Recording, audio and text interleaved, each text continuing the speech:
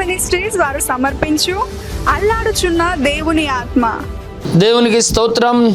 ప్రేమైనటువంటి సహోదరులారా, మీ అందరికీ యేసుక్రీస్తు ప్రశస్తమైన నామంలో నేను మీకు శుభాలు తెలియజేస్తా ఉన్నా. దేవునికి నిత్య మహిమ కలుగును గాక, మీ అందరికీ శుభాలు కలుగును గాక. ఈ సమయంలో దేవుని యొక్క వాక్యాన్ని మనం చదువుకుందాం. బైబిల్ గ్రంథంలో నుండి కొరింథీయులకు రాసినటువంటి మొదటి పత్రిక 9వ అధ్యాయం 16వ వచనాన్ని నేను చదువుతాను. నేను సువార్త ప్రకటించుచున్నాను, నాకు అతిశయకరణం ఏమీ లేదు. సువార్తను ప్రకటించవలసిన భారం నా మీద మోపబడి ఉన్నది. అయ్యో, నేను సువార్తను ప్రకటింపకపోయిన ఎడల నాకు శ్రమ. ఇది నేను ఇష్టపడి చేసిన ఎడల నాకు జీతము దొరుకును. చూడండి ప్రియులారా, ఇక్కడ బైబిల్ గ్రంథంలో ఏం రాయబడిందంటే, నేను సువార్తను ప్రకటించుచున్నాను, నాకు అతిశయ కారణమేం లేదు. నేను సువార్త ప్రకటించపోయినట్లయితే నాకు శ్రమ కలుగును.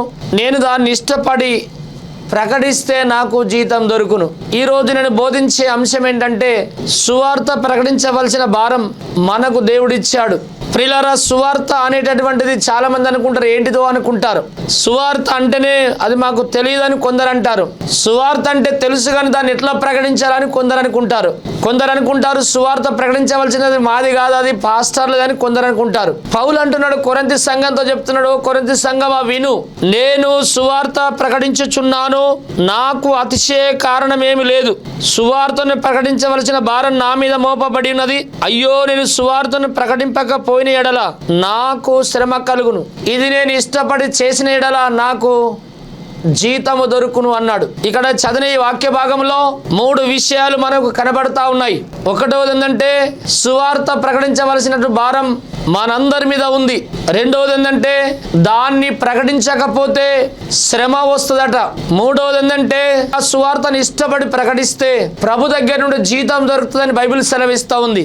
ఈనాడు చాలా మంది ఎవరి పనులు వాళ్ళు చూసుకుంటున్నారు కానీ దేవుని పనిని గురించి ఆలోచన చేస్తలేరు.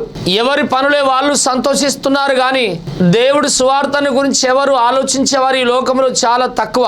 చాలా మంది ఎవరి ఉద్యోగులు వాళ్ళకే, ఎవరి వ్యాపారాలు వాళ్ళకే, ఎవరి లావాదేవీలు వాళ్ళకే, ఎవరి లాభప్రాప్తులు వాళ్ళకే ఆలోచిస్తున్నారు కానీ దేవుని సువార్త నిమిత్తమై, దేవుని పని నిమిత్తమై ఎవరు ఆలోచన చేస్తలేరు. ప్రియులారా, ఫిలిప్పీ సంఘంతో పౌలు అంటాడు, ఎవరి పని గురించి వాళ్ళు ఆలోచిస్తున్నారు కానీ యేసుక్రీస్తు పని గురించి ఆలోచించేవాడు ఒక్కడు దిక్కులేడు అంటాడు. ప్రియులారా, పౌలు అంటున్నాడు, నేను సువార్త ప్రకటించుచున్నాను, నాకు అతిశయ కారణమేమీ లేదు. అయితే నేను సువార్త ప్రకటించకపోతే నాకు శ్రమ కలుగుతుంది, దాన్ని నేను ఇష్టపడి చేస్తే నాకు జీతం కలుగుతుంది. ఇందులో 3 విషయాలు ఉన్నాయి. ఒకటి, సువార్త ప్రకటించవలసిన భారం దేవుని యొక్క వాక్యం వింటున్న మీ అందరిది, మనందరిది, లేదా యేసుక్రీస్తుని అంగీకరించిన ప్రతి ఒక్కరిది దేవుడు ఆ బాధ్యతనిచ్చాడు. రెండవది, అది ప్రకటించకపోతే మనకు శ్రమలు వస్తాయని చెప్పి బైబిల్ సెలవిస్తూ ఉంది. మూడవది ఏంటంటే, దాన్ని ఇష్టంతో మనం చేస్తే దేవుడి దగ్గర నుండి జీతం పొందుకుంటామట. ఈ 3 విషయాలు నేను కొద్ది నిమిషాలు మీతో నేను ప్రకటిస్తాను. సువార్త అనేటటువంటిది మొట్టమొదటిగా యేసుక్రీస్తు లోకానికి వచ్చినప్పుడు యేసుక్రీస్తుల వారే దీన్ని బాధ్యత తీసుకున్నాడు. ఎందుకంటే మార్కు సువార్త 1వ అధ్యాయం 15వ వచనంలో దేవుడు అన్నాడు, కాలము సంపూర్ణమైనది, దేవుని రాజ్యం సమీపించి ఉన్నది, మారు మనసు పొంది సువార్త నమ్ముడని చెప్పుచు ప్రకటించుచు గలిలయకు వచ్చెను అనే మాట రాయబడింది. మొట్టమొదటిగా యేసుక్రీస్తుల వారు ఈ లోకములు ఉన్నప్పుడు ఆ సువార్త ప్రకటించవలసిన భారం నాది అని చెప్పి ఆ భారాన్ని దేవుడు యేసుక్రీస్తుల వారు తన వైపు తీసుకొని, తన చేతులకు తీసుకొని సువార్తను మొట్టమొదటిగా ప్రకటించాడు.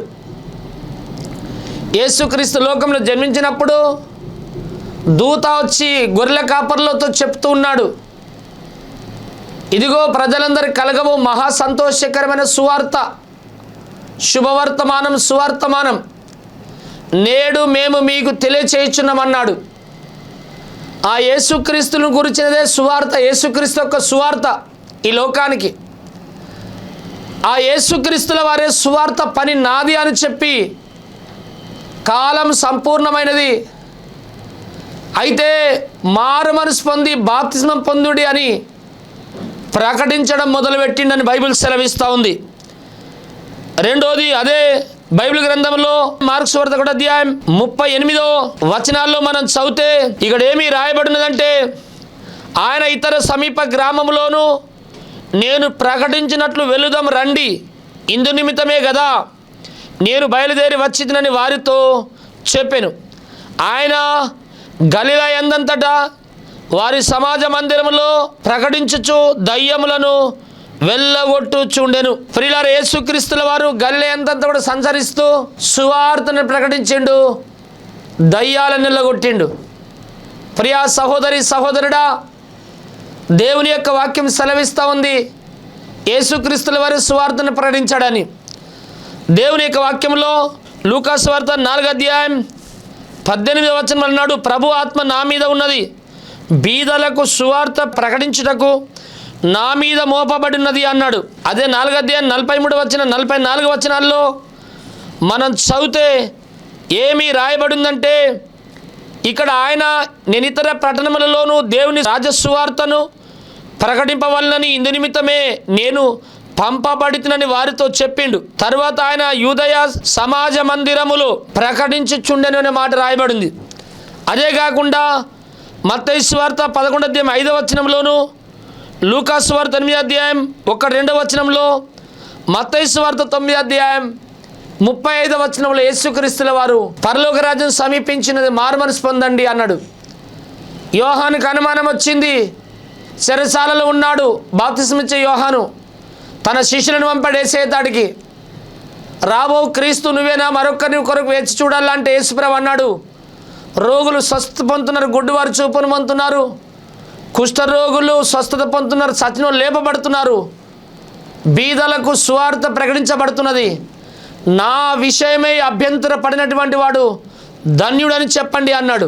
దేవునికి స్తోత్రం. అసలైన సువార్త మొట్టమొదటిగా ఈ లోకంలో యేసుక్రీస్తుల వారే ప్రకటించారు. పరలోక రాజ్యం సమీపించింది, మారు మనసు పొందండి, బాప్తిస్మం పొందండి అని యేసుక్రీస్తుల వారే ఈ లోకంలో ఉన్నప్పుడు ప్రకటించాడు. రెండవది, యేసుక్రీస్తుల వారు 33.5 ఏళ్ళు ఈ లోకంలో జీవించి తన తనువు చాలించి లోకాన్ని విడిచిపెట్టి అనగా తన పనిని ముగించేసుకొని పరలోక రాజ్యం వెళ్ళవలసిన గడియ సమీపించినప్పుడు మీరు ఇతర గ్రామాలకు వెళ్ళి సువార్త ప్రకటించండి అని చెప్పాడు. యేసుక్రీస్తుల వారు బైబిల్ గ్రంథంలో చనిపోయి సమాధి చేయబడి తిరిగి లేచిన తర్వాత మార్కు సువార్త 16వ అధ్యాయం 10వ వచనంలో అన్నాడు, మీరు సర్వలోకానికి వెళ్ళి సర్వ సృష్టికి నా సువార్తను ప్రకటించండి అని. దేవుడు ఈ సువార్త ప్రకటించే బాధ్యత ఆదిమ సంఘం మీద మోపాడు. ఆ ఆదిమ సంఘంలో నుండి పుట్టిందే ఈనాడు క్రైస్తవ సమాజం. ప్రియులారా, ఈ ఆదిమ సంఘం ఎక్కడ పుట్టిందంటే పెంతెకోస్తు పండగ నాడు యెరూషలేములో మేడగది మీద పుట్టింది సంఘం. ఆ యెరూషలేములో మేడగది మీద పుట్టినటువంటి పరిశుద్ధాత్మ సంఘంలో నుండే ఈనాడు ప్రపంచంలోనూ క్రైస్తవులందరూ కూడా పుట్టారు ఆత్మీయంగా. దేవుడు ఆదిమ సంఘమైనటువంటి మనందరికీ, ఆదిమ క్రైస్తవులుగా ఉన్నటువంటి మనకు దేవుడు సువార్తను ప్రకటించమని అధికారం ఇచ్చాడు. మీరు వెళ్ళి సర్వలోకానికి వెళ్ళి సర్వ సృష్టికి నా సువార్తను ప్రకటించండి అని. ప్రియులారా, ఆనాడు బైబిల్ గ్రంథంలో ఈ సువార్త ప్రకటించేటటువంటి బాధ్యత మొట్టమొదటిగా ఆదిమ సంఘం తీసుకున్నది. ఈ ఆదిమ సంఘం తీసుకున్నప్పుడు ఈ ఆదిమ సంఘంలో ఎంతమందో తెలుసా? 120 మంది మాత్రమే.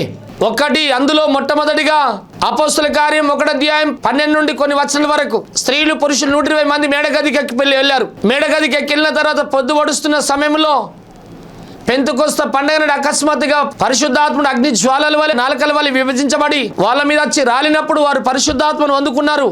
వెంటనే పేతురు లేచి వారి మధ్య నిలిచి ఆనాడు యోవేలు యొక్క ప్రవచనం, అదే కాకుండా యేసుక్రీస్తు లోకాన్ని జన్మిస్తాడని మోసే చెప్పిన ప్రవచనం, మీలో నాలాంటి ప్రవక్తుడు ఒక్కడు జన్మిస్తాడని, ఇవన్నీ కూడా ఆనాడు మొట్టమొదటి సువార్త ఆదిమ సంఘంలో పేతురు ప్రకటించడం మొదలుపెట్టిండు. ఆ తర్వాత ఆదిమ సంఘం ఆ బాధ్యత తీసుకున్నది. ఆ బాధ్యతను చేపట్టి ఇంటింట తిరుగుతూ రొట్టె విరుచుచు సువార్త ప్రకటించిండని బైబిల్ గ్రంథంలో అదే అపోస్తుల కార్యం 2వ అధ్యాయం 36 నుండి 41 వరకు రాయబడింది. అయితే ఇంటింట తిరిగి రొట్టె విరిచారు, ఇంటింట వెళ్ళి సువార్తను ప్రకటించారు. సువార్త ప్రకటించకుండా రొట్టె విరవలేరు. ప్రియులారా, సువార్త ప్రకటించకుండా వాళ్ళు దినచర్యను గడపలేరు. సువార్తను ప్రకటించకుండా వాళ్ళు ఎప్పుడు కూడా సొంత పనుల్లో వాళ్ళు మునిగిపోలేరు. ఆదిమ సంఘం అయ్యో దేవుని రాజ్యం నశిస్తున్నది, అయ్యో ఆత్మలు నశించిపోతున్నాయి, అయ్యో దేవుని యొక్క ఆత్మలు క్షీణించిపోతున్నాయి, సువార్త ప్రకటించబడాలని చెప్పి ఆదిమ సంఘమే బాధ్యత తీసుకున్నదని బైబిల్ సెలవిస్తుంది. దేవుని యొక్క వాక్యంలో అదే బైబిల్ గ్రంథంలో అపొస్తలుల కార్యం 5వ అధ్యాయం 42వ వచనాల్లో మనం చదివితే, ప్రతిదినం దేవాలయంలోనూ ఇంటింటను మానక బోధించుచు యేసే క్రీస్తని ప్రకటించుచుండిరి. హల్లెలూయా. ప్రతిదినము దేవాలయంలోని ఇంటింటను రొట్టె విరుచుచు ప్రకటించుచు బోధించుచు రొట్టె విరుచుచున్నారు అనే మాట ఇక్కడ బైబిల్ గ్రంథంలో రాయబడింది. అదే కాకుండా అదే 8వ అధ్యాయం, ఇప్పుడు ఫిలిప్పు సమరయ పట్టణమునకు వెళ్ళి క్రీస్తును వారికి ప్రకటించుచుండెను. ఇక్కడ ఫిలిప్పు వెళ్ళి సువార్తను ప్రకటిస్తూ ఉన్నాడు.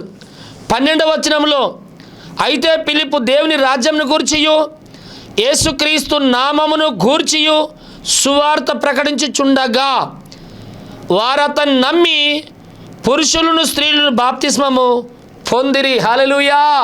చూడండి ప్రియులారా, ఫిలిప్పు ఈ బాధ్యతను తీసుకున్నాడు, సువార్తను ప్రకటించాడు.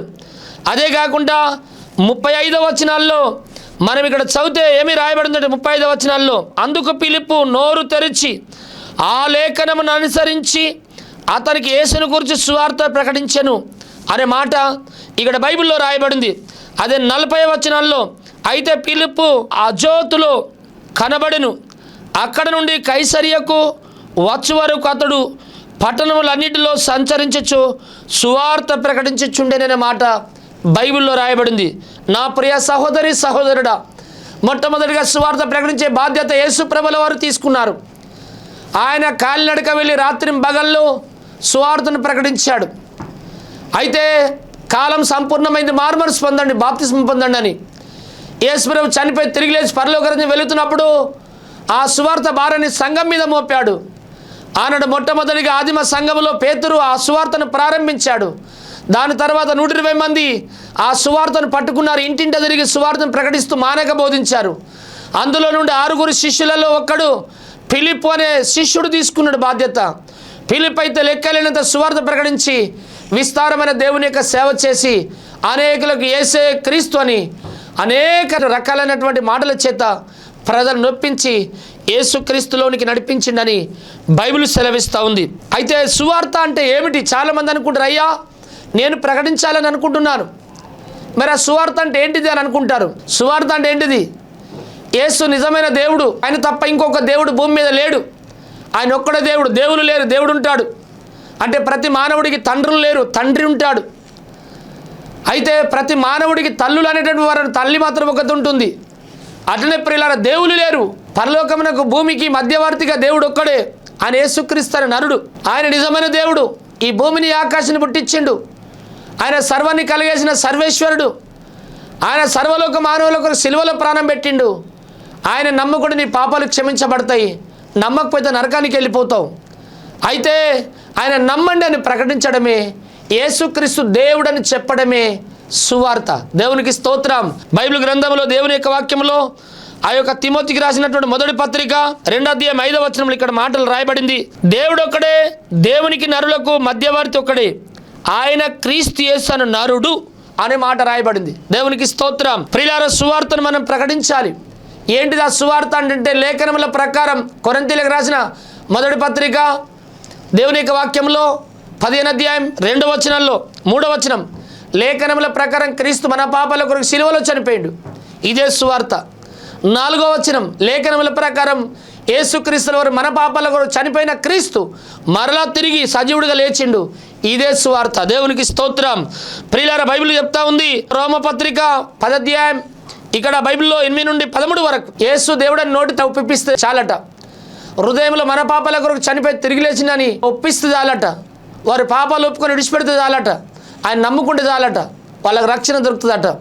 మార్క్స్ వార్త 10వ అధ్యాయం 15 నుండి 16, 17 వచనాలకు చదివినట్లయితే, వారు నమ్మి బాప్తిసం పొందినటువంటి వారికి మీరు సర్వలోకానికి వెళ్ళి సర్వసృష్టిన సువార్తను ప్రకటించండి, నమ్మి బాప్తిసం పొందినవాడు రక్షింపబడతాడు, నమ్మని వానికి శిక్ష విధించబడుతుందని రాయబడింది. ప్రియులారా, ఈ సువార్త యేసుక్రీస్తుల వారు ప్రకటించాడు, ఆదిమ సంఘం మీకు అప్పగించాడు, ఆదిమ సంఘం బాధ్యత తీసుకొని ప్రకటిస్తూ వచ్చింది. అయితే రెండోది, సువార్త ప్రకటించకపోతే శ్రమ అన్నాడు పౌలు. ప్రియులారా, ఈనాడు చాలామంది తన సొంత పనులు చూసుకొని దేవుని యొక్క సువార్తను వాళ్ళు పక్కకి నెట్టేసి మూలకు పడేస్తూ ఉన్నారు. బైబిల్ గ్రంథంలో యోనా చరిత్ర మీ అందరికీ తెలుసు. యోనాను దేవుడు నినవే పట్టణంకి వెళ్ళు, నినవే పట్టణ ప్రజలకు వాళ్ళు చేసిన తప్పును ఎత్తిపట్టి చెప్పు అని చెప్పి ప్రకటించు అని పంపాడు. ఈ యోనా అనే భక్తుడు ఆ యొక్క యోప్పే అనే రేవునకు వెళ్ళి నినవే పట్టణంకి వెళ్ళే బదులు తార్షీషుకు పారిపోతూ ఉన్నాడు. తార్షీషుకు ఓడలో పారిపోతున్నప్పుడు పెద్ద సుడిగాలి వచ్చేసి పెద్ద అలల చేత ఆ ఓడ కొట్టినప్పుడు ఓడ బోర్ల పడే పరిస్థితులు ఏర్పడుతున్నప్పుడు అప్పుడు ఓడలున్న నావికుడు ఓడ నాపేసి చీటీలు వేసినప్పుడు ఆ చీటి ఈయన పేరిట పగిలింది.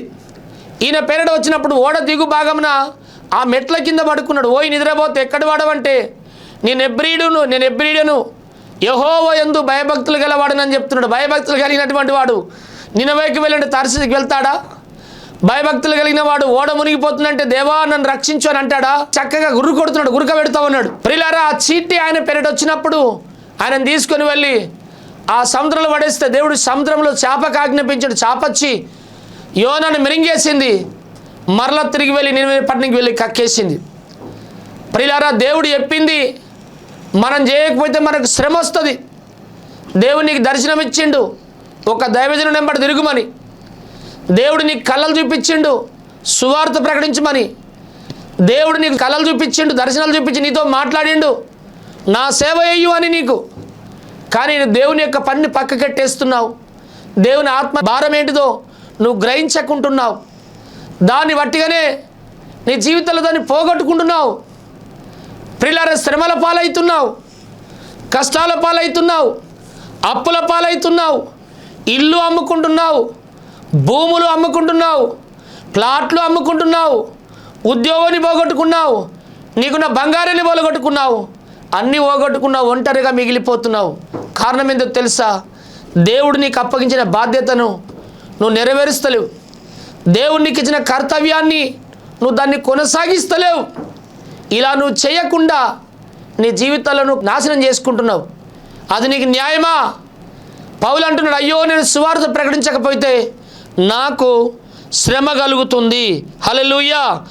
ప్రియులారా, అందుకు శిక్షకు పాత్రుడను.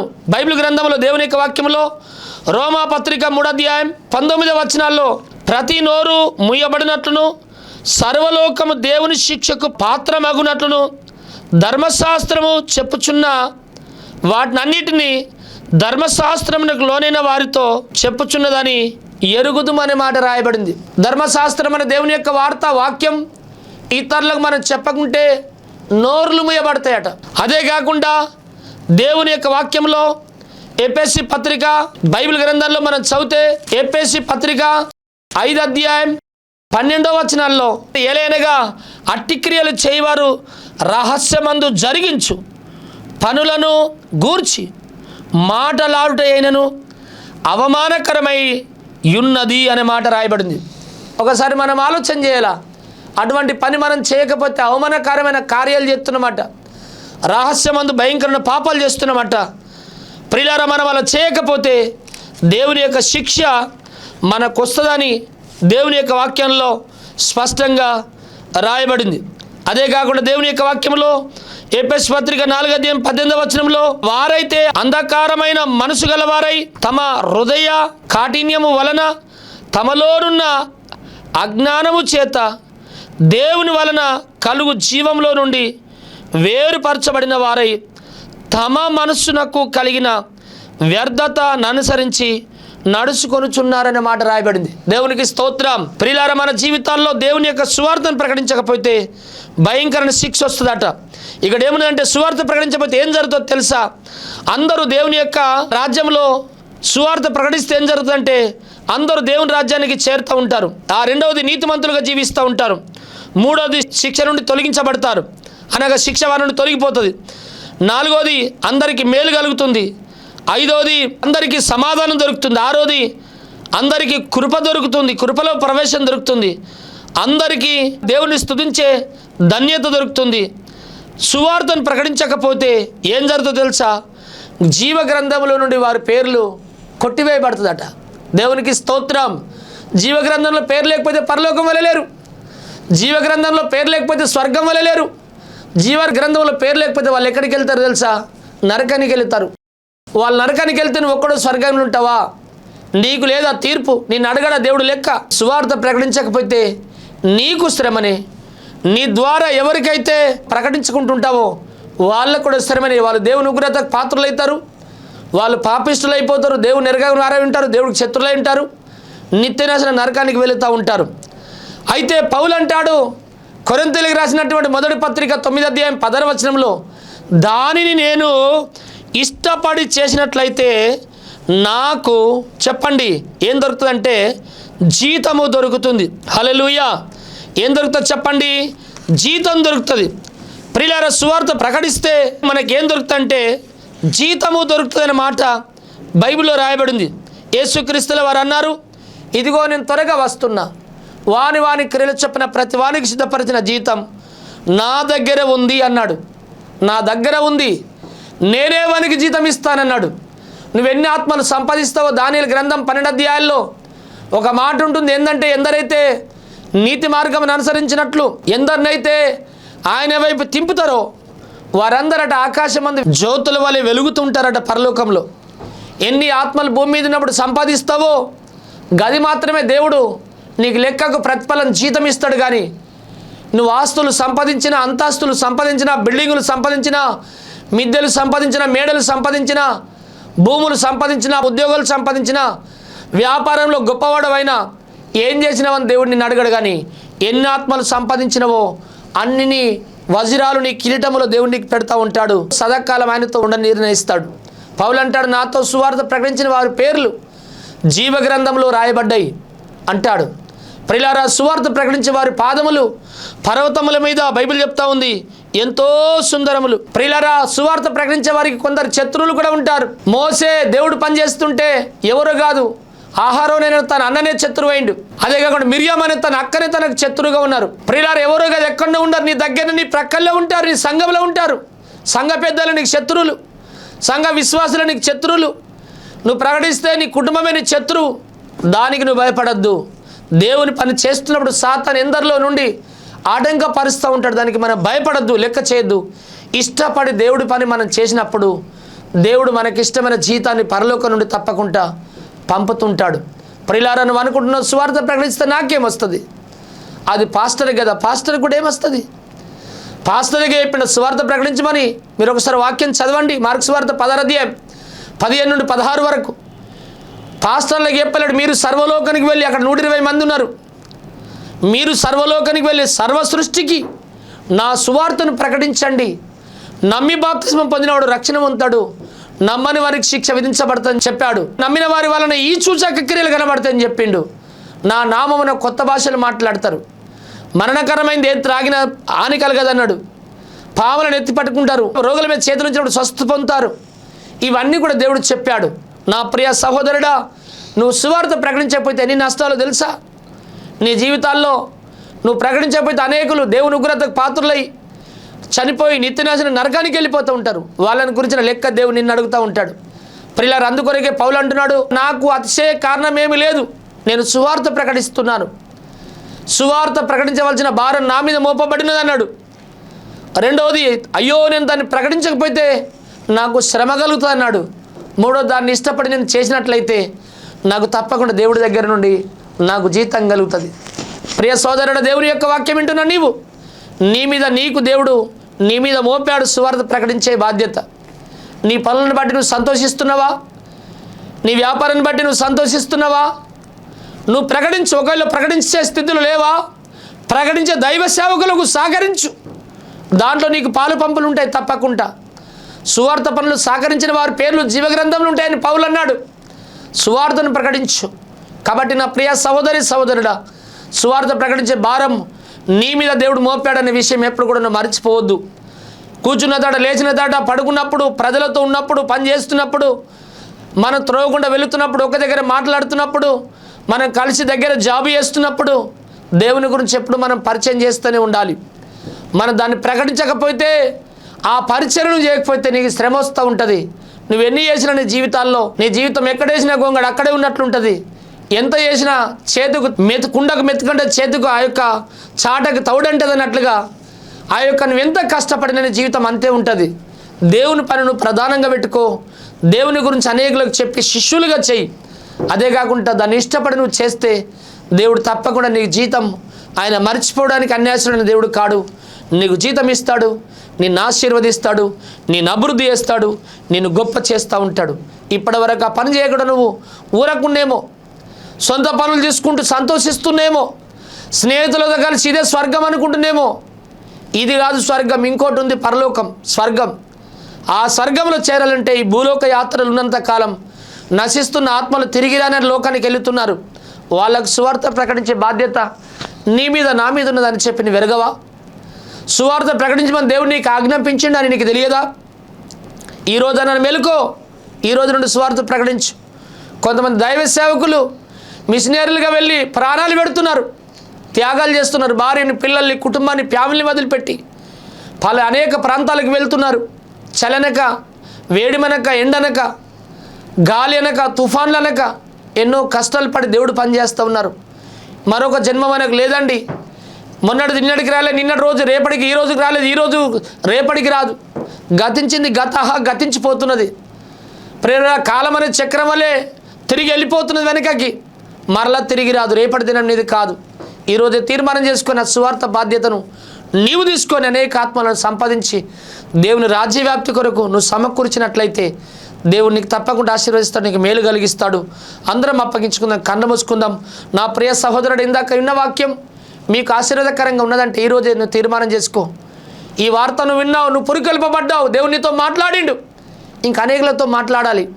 నీతో మాట్లాడడానికి నా వెనుకలు ఉన్నటువంటి ఎందరో దేవుని బిడ్డలు, పేదలు, నిరుపేదలైనటువంటి వాళ్ళు ప్రోత్సహించి టీవీ కార్యక్రమం కొరకు నన్ను ప్రోత్సహించి పంపారు, స్పాన్సర్ చేశారు. ఇంతవరకు ఇది ఆపేద్దామా? ఇంకా దీన్ని ముందుకు తీసుకొని వెళ్ళాలి, ఇంకా ముందుకు తీసుకొని వెళదాం, ఇంకా ముందుకు తీసుకొని వెళదాం, ఇంకా ముందుకు తీసుకొని వెళ్దాం. దీన్ని ప్రోత్సహించండి. మీ దానాన్ని దేవుని కొరకు ఇవ్వండి. ఒక ప్రోగ్రామ్ అయినా మీరు స్పాన్సర్ చేయండి. నెలలో ఒక 5 ప్రోగ్రాలు, ఒక నెలకు ఒక 5 ప్రోగ్రాలు స్పాన్సర్ చేయండి. లేదా ఒక 6 నెలల దాకా ప్యాకేజ్ స్పాన్సర్ చేయండి. లేదా ఒక సంవత్సరానికి మీ కుటుంబం తరపున మీరు స్పాన్సర్ చేయండి. మీ సంవత్సరం అంతా కూడా మీ కుటుంబం తరపున దేవుని యొక్క వాక్యం సమాజానికి సువార్త ప్రకటించబడుతుంది. ఈరోజు తీర్మానం చేసుకుందాం. సృష్టికర్తమైన మా తండ్రి, ఈరోజు స్పాన్సర్ చేసిన బిడ్డలను దీవించు, చాపిన హస్తాలను ఆశీర్వదించు. తండ్రి, నాకు వచ్చే కారణమేం లేదు, సువార్త ప్రకటిస్తున్నాను. సువార్త ప్రకటించవలసిన భారం నా మీద ఉన్నదన్నాడు పౌలు. అయ్యో నేను ప్రకటించకపోతే నాకు శ్రమ అన్నాడు. దాన్ని ఇష్టపడి నేను ప్రకటిస్తే నాకు జీతం దొరుకుతుంది అన్నాడు. ఎవరైతే నీ వాక్యం ఉన్నారో వారందరూ ప్రభా సువార్త ప్రకటించవలసిన భారం వాళ్ళ మీద ఉన్నదని వారు యేసు నామములో వారు ఈరోజే తెలుసుకుందరు గాక. సువార్త ప్రకటించకపోతే దేవుడి దగ్గర శిక్ష, తీర్పు ఉన్నదని, శ్రమ ఉన్నదని, శ్రమ కలుగుతుందని వారు ఈరోజే తెలుసుకుందరు గాక. తండ్రి, ఈరోజే ప్రభ ఇష్టపడి ఆ పని చేసి సువార్త ప్రకటించి నేను జీతము ప్రతి ఒక్కరు యేసు నామములో పొందుకుందురు గాక. వాక్యం విన్న ప్రతి ఒక్కరిని దీవించుము. నీ నామానికి మహిమ, ఘనత, ప్రభావాలు తెచ్చుకోమని యేసు నామములో ప్రార్థిస్తున్నాము తండ్రి. Amen, amen, amen. Praise the Lord. మా చిరునామా పెనుయేలు ప్రార్థనా మందిరం, కరీంనగర్ రోడ్, మోర్తాడ్, నిజామాబాద్ జిల్లా, తెలంగాణ.